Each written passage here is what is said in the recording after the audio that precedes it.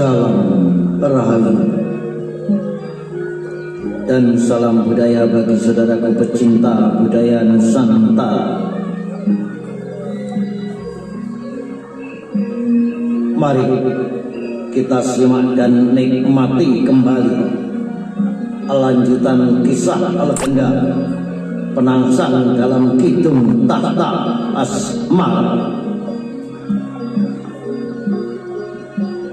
karya Nasirun Purwokartun yang kali ini telah memasuki episode ke-99 dengan judul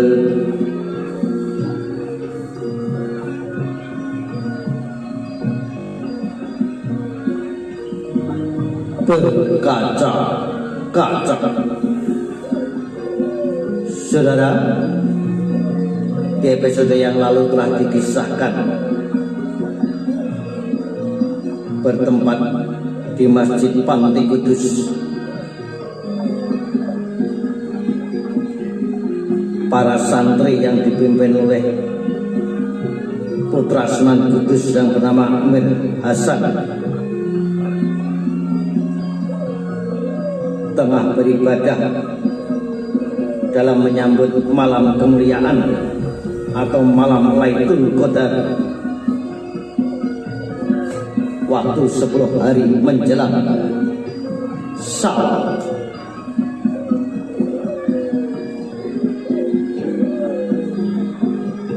Tak lupa Adipati Haryo Penangsang yang didampingi oleh adik yang bernama Haryo Pantas pun ikut beriktikaf di dalam Masjid Agung Panti Kudus.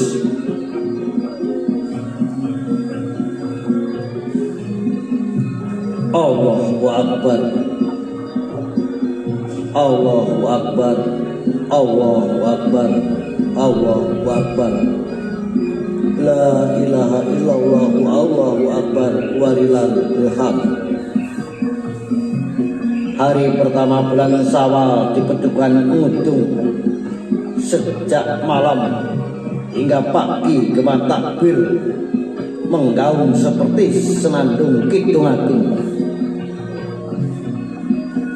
Kumandang takbir, tahlil dan tahmid terdengar merdu mengalun, membelai perasaan, melambungkan kebahagiaan. Pukulan beduk bersambut tetabuhan rebana dan kentongan makin membuat semarak suasana Pedukuhan. Sebuah luapan kegembiraan akan datangnya Lebaran setelah beribadah puasa selama sebulan.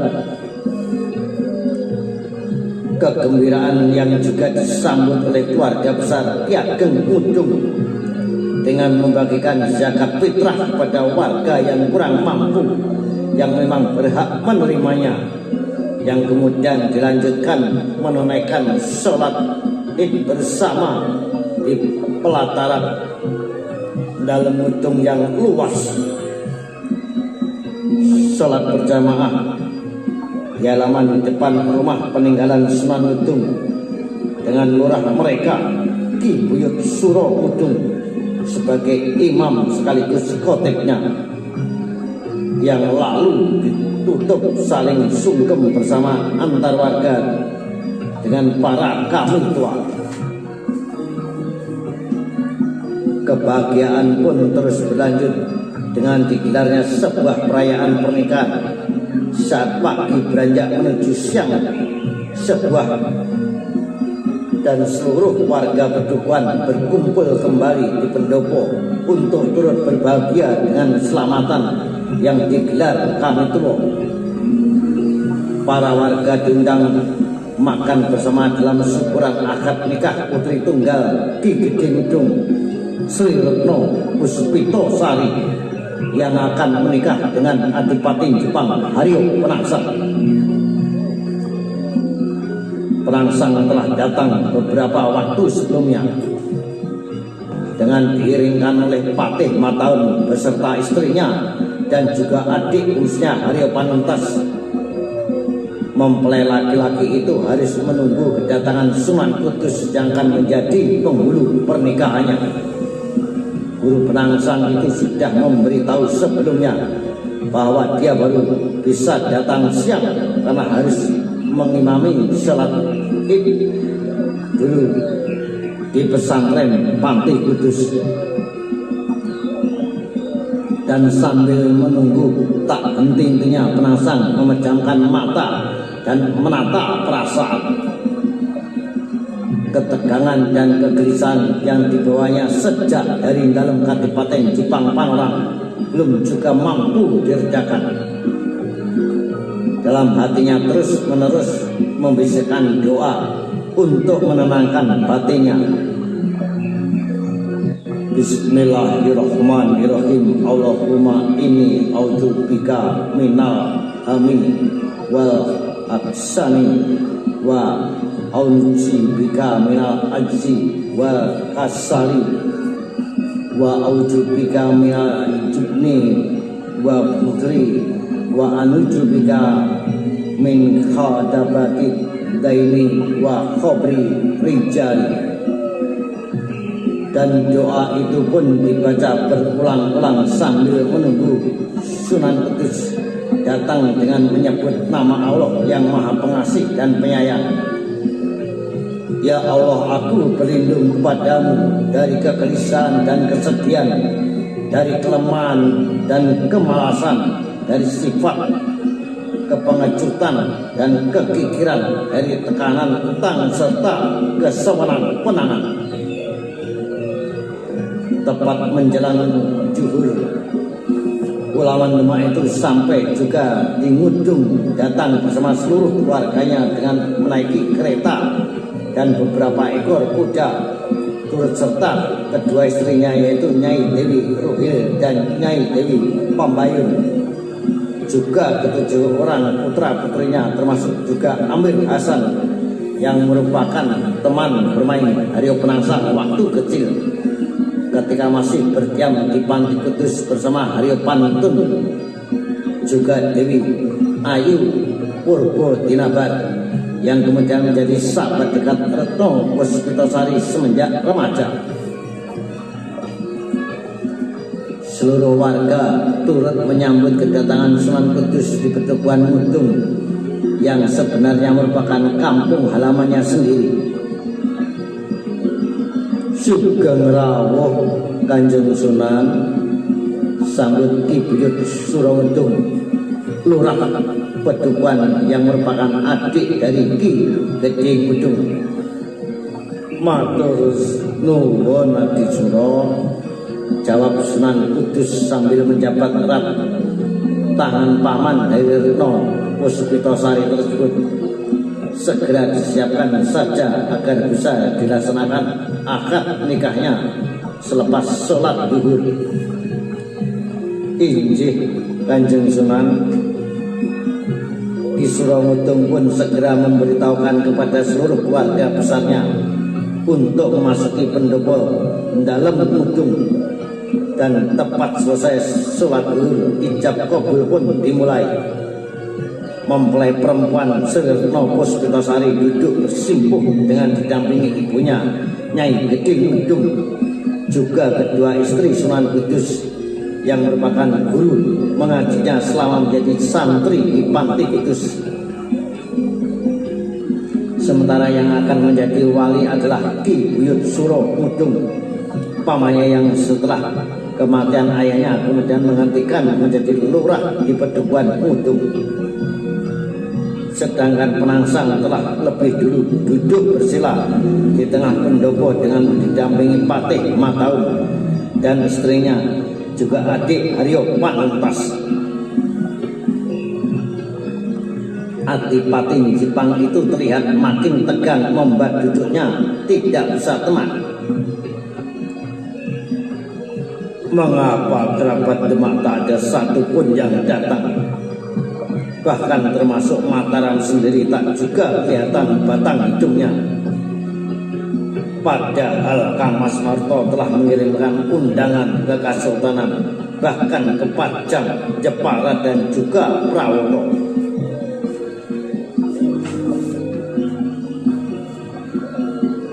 Perangsang pun larut dalam beban pikirannya, sebab setelah pertemuan Waliul Amri di Kudus, ia telah mendapatkan kepastian dari gurunya bahwa masalah kesalahpahaman telah dijelaskan kepada seluruh ulama, dan sebagai tindak lanjutnya Sunan Kudus meminta Penangsang untuk sedikit melunakkan pendapatnya untuk bisa kembali menyambung kekerabatan dengan Kasultanan.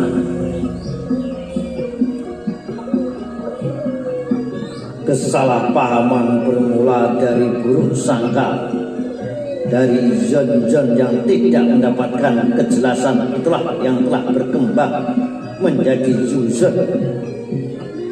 Maka agar hal itu tidak terjadi lagi, agar dugaan tidak berkembang menjadi kecurigaan, kitalah yang harus menjelaskannya.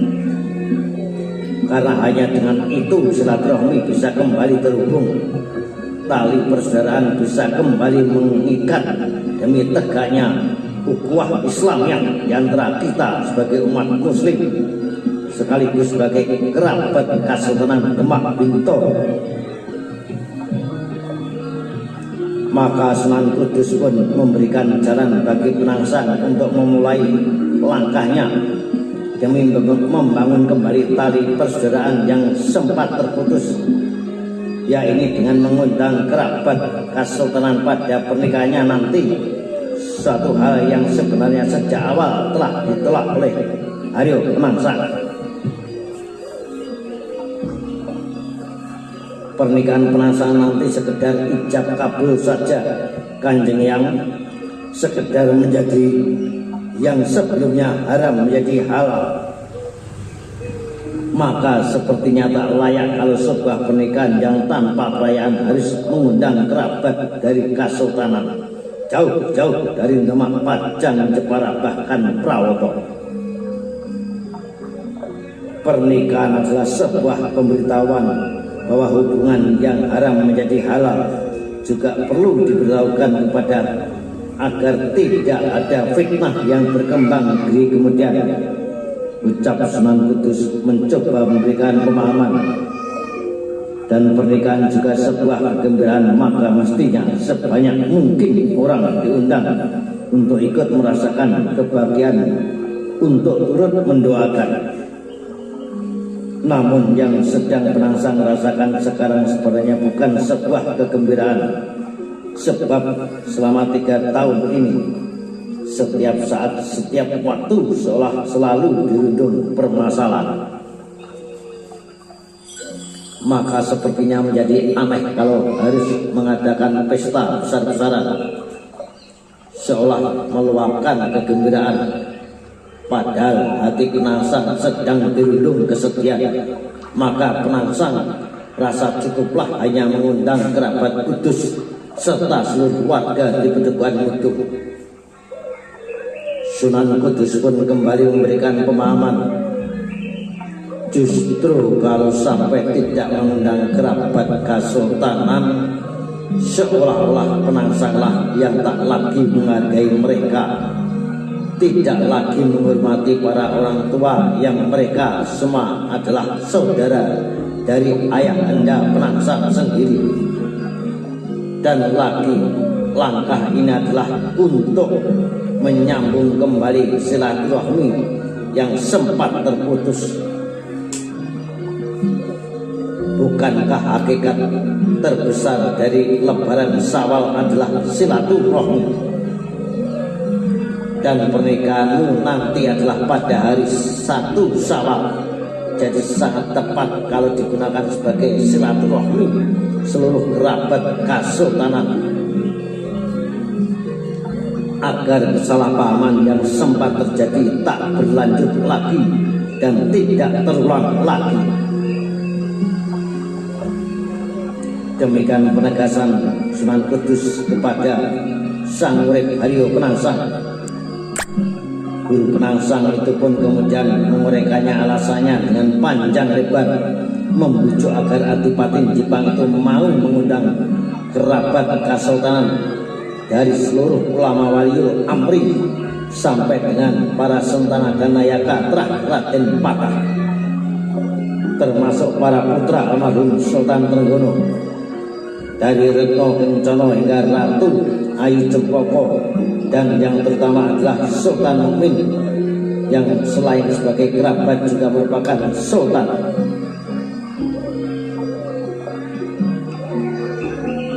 Untuk Bagus Mukmin tetap saja dikirimkan undangan meskipun besar kemungkinan tidak datang karena keadaannya yang memang tidak memungkinkan. Tapi paling tidak adalah sekedar pemberitahuan dan memohon doa kebahagiaan. Perangsang begitu Sunan Kudus mengingatkan kepada Haryo Penangsang, maka setelah panjang lebar dijelaskan, Penangsang pun kemudian menuruti petuah gurunya. Segera saja ia memerintahkan Ronggo Maruto untuk menyebarkan undangan, dan berbahagialah rasanya ketika seluruh kesalahpahaman yang telah berlangsung selama 3 tahun akan terhapuskan dalam peristiwa pernikahannya.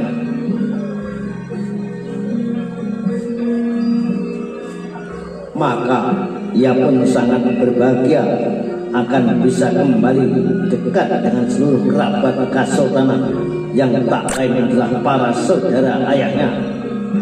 Dan Penangsang berharap seperti petuah Sunan Kudus bahwa seluruh kerabat akan datang memenuhi undangannya.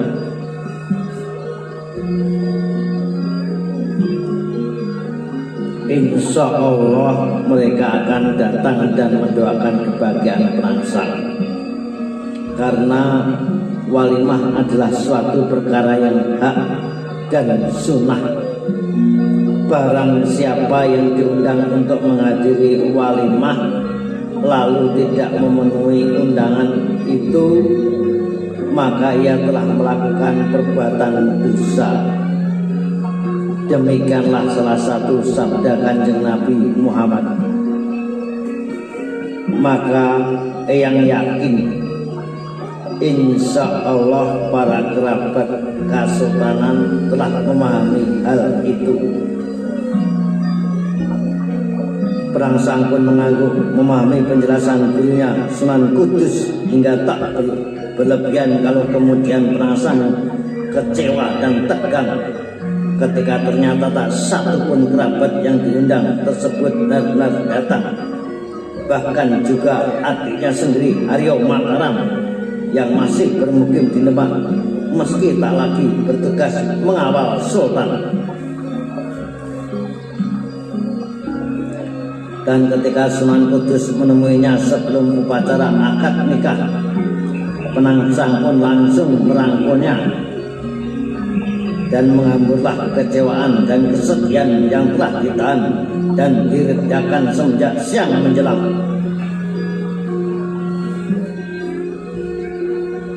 Apakah Penangsang benar-benar telah ditetapkan menjadi terdakwa hingga tak lagi diakui sebagai kerabat Kesultanan Kanjeng Eyang? Maka Penangsang memang telah terbuang dari kerabatan Keraton Demak Bintoro. Demikian ungkap Haryo Penangsang kepada sang guru Sunan Kudus. Sunan Kudus menepuk punggung Penangsang mencoba menenangkan. Ger Penangsang, atau karena pernikahan Penangsang ini hanya diselenggarakan dengan sederhana hingga mereka tak sudi datang? Jangan terlihat tegang begitu Penangsang. Ini adalah hari pernikahanmu, hari kebahagiaanmu. Kita berbaik sangka saja. Mungkin para kerabat Kesultanan tengah ada halangan hingga tak ada yang bisa datang, sebab tak mungkin mereka merupakan seluruh jasa-jasa yang telah Penangsang berikan kepada Demak. Dan mereka pun tak mungkin tidak datang memenuhi undangan walimah. kebetulan besok yang akan ke Demak untuk bersilaturahmi dengan mereka, biar nanti yang tanyakan kejelasannya dalam Paseban Lebaran kepada Pamekasan atau Hadiwijaya. Perangsang pun mengangguk sambil mengerjapkan pelupuk matanya yang sebelumnya sempat berkaca-kaca. Nah saudara, sampai berjumpa di episode berikutnya Perangsang dalam Kidung Tahta Asma. Salam Rahayu, salam budaya, sampai jumpa.